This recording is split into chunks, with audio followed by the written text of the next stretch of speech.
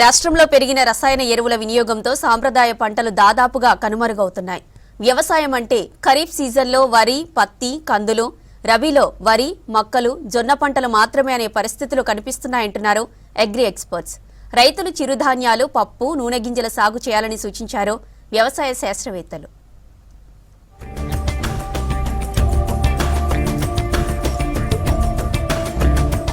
Commercial పంటల సాగులో పాడి పోషక విలువలున్న చిరుధాన్యాలు, పప్పు ధాన్యాలు, నూనె గింజల సాగును రైతులు వదిలేస్తున్నారన్నారు అగ్రి ఎక్స్పర్ట్స్. వరి దిగుబడిలో దేశంలోని నంబర్ 1 గా నిలుస్తున్న రాష్ట్రం పత్తి సాగులోనూ సాగు విస్తీర్ణం పెరుగుతోంది. తెలంగాణ వ్యవసాయ విశ్వవిద్యాలయ శాస్త్రవేత్తలు రాష్ట్ర సర్కారు కొన్నాళ్లుగా పంటల మార్పిడి దిశగా రైతులను జాగృతం చేస్తున్నారు. రాష్ట్రంలో కంది, పెసర, మినుము, అలసందలు, ఉలవలు పెద్ద ఎత్తున సాగయ్యేవి. 10 ఏళ్ల క్రితం పప్పు ధాన్యాల సాగు విస్తీర్ణం 10 లక్షల ఎకరాలు ఉండేది. అందులో కందులు 6.5 లక్షల ఎకరాల్లో, పెసర 2.5 లక్షల ఎకరాల్లో, మినుములు 80,000 ఎకరాల్లో సాగయ్యేవి. మిగిలిన అనుములు, ఉలవలు లాంటి పప్పు ధాన్యాలు సాగయ్యేవి. 2026 వచ్చే నాటికి పప్పు ధాన్యాల పంటల దిగుబడి 70% తగ్గిపోయిందన్నారు నిపుణులు. నూనె గింజల సాగు కూడా తగ్గిపోయిందన్నారు. 10 ఏళ్ల క్రితం మొత్తం 8.5 లక్షల ఎకరాల్లో సాగు చేయగా ఇప్పుడు 4 లక్షల ఎకరాలకు పడిపోయింది. ప్రభుత్వం ఇటీవల ఆయిల్ ఫామ్ సాగును ప్రోత్సహించడంతో 2.91 లక్షల ఎకరాల్లో సాగవుతుంది. పెద్ద ఎత్తున రైతులు పంటల మార్పిడి వైపు మళ్లించడానికి ఆయిల్ ఫామ్ సాగుకు, అంతర పంటల సాగుకు ప్రోత్సాహకాలు ఇస్తోంది సర్కార్.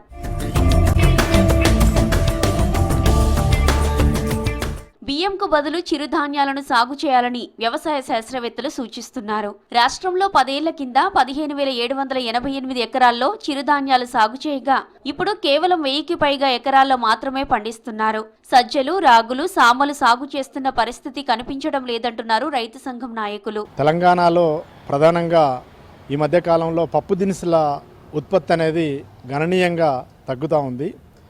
గతంలో సుమారు 10 లక్షల ఎకరాలలో తెలంగాణలో పప్పు దినుసుల సాగు అనేది జరిగేది. ప్రస్తుతం అది 2014 నుంచి ఇప్పటివరకు కనుక చూస్తే 6 లక్షల ఎకరాలకి పడిపోయినటువంటి పరిస్థితి ఉన్నదనేది ప్రభుత్వ లెక్కలు చెప్తా ఉన్నాయి. దీనికి ప్రధాన కారణాలలో ఒకటి, సాగు విస్తీర్ణం, నీటి సౌకర్యం పెరిగింది. వ్యవసాయం చిన్న కమతాలు ఏర్పడ్డాయి. సాగు విస్తీర్ణం పెరిగి నీటి సౌకర్యం పెరగడంతో రైతులు ఎక్కువ శాతం వరి వైపు డైవర్ట్ అవుతాను. ఈరోజు వరి ఉత్పత్తి అనేది, సాగు అనేది పెరిగింది. దాంతో పప్పు దినుసుల ఉత్పత్తి, సాగు తగ్గింది. వరి, పత్తికి కనీస మద్దతు ధర కల్పిస్తూ ప్రభుత్వమే కొనుగోలు చేస్తుండటంతో వరి సాగుకు రైతులు ప్రాధాన్యత ఇస్తున్నారన్నారు రైతు సంఘం నాయకులు.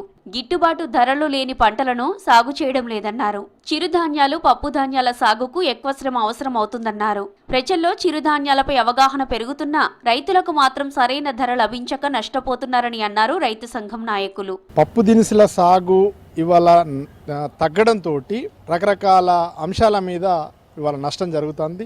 దాంట్లో ఒకటి, ఆహార సమతుల్యత దెబ్బతింటుంది. మనుషులకు పౌష్టికాహారం లోపిస్తూ ఉంటుంది. దాంతో భవిష్యత్తులో మరిన్ని వ్యాధులు సంక్రమించడానికి అవకాశాలు ఎక్కువగా ఉంటాయి. అదే రకంగా పశువులకి మేత తగ్గుతుంది. ఒకప్పుడు పప్పు దినుసులు సాగున్నప్పుడు పశువుల మేతకి ఎండాకాలంలో పప్పు దినుసుల యొక్క పొట్టు అనేది ప్రధాన ఆహారంగా ఉండేది. ఇవాళ అది లేనటువంటి పరిస్థితి. వరితో పాటు సాగు తగ్గిపోతున్న పంటలకు ప్రభుత్వం ప్రోత్సాహకాలు ఇవ్వాలని కోరుతున్నారు రైతు సంఘం నాయకులు. పప్పు దినుసులు, చిరుధాన్యాలు, నూనె గింజల సాగుకు సరైన మార్కెటింగ్ సౌకర్యాలు కల్పించాలంటున్నారు.